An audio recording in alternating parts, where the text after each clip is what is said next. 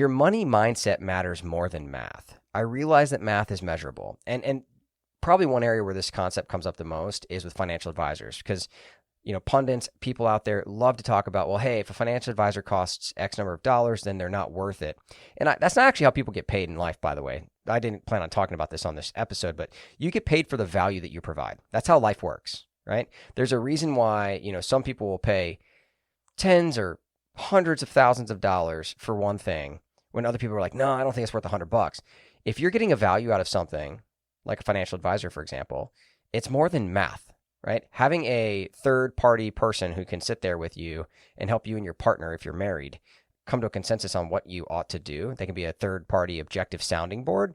That is worth something, right? Now, it's not measurable, but it's worth something. It's usually worth a lot, in fact, because money is one of the most common things. In fact, money, by the way, the American Psychological Association, I'm pretty sure it's the number one stressor every time they ever put out the survey in American families. Money, right? So why is personal finance education important? Because money is a huge stressor, even for doctors, and in particular for physicians in training and other medical professionals, right? It's a big stressor for most of us, right? That's why a financial advisor is often helpful for people too, but only if you get the right kind, because if you get the wrong kind, then, oh, by the way, they can be causing massive financial mistakes. How do I know? Because I've seen financial advisors put people into loaded funds and then charge them a 1.5% assets under management fee. If those words don't make sense to you, no big deal.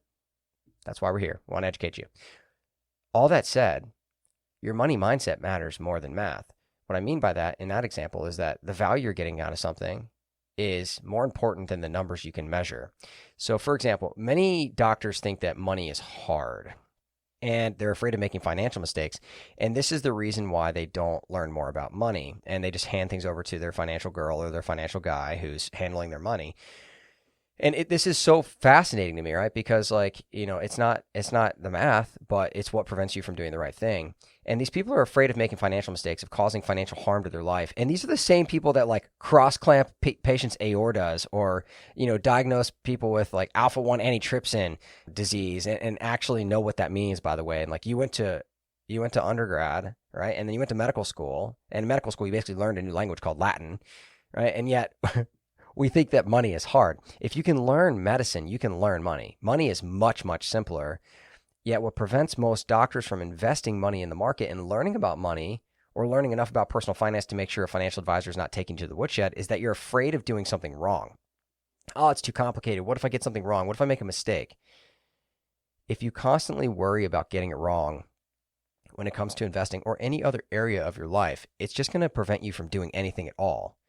And as I just mentioned, by doing this, you're actually going to get it wrong. You're going to lose money to inflation. So not doing anything wrong when it comes to money is actually doing something wrong. Start before you're ready. Start by starting. Start now.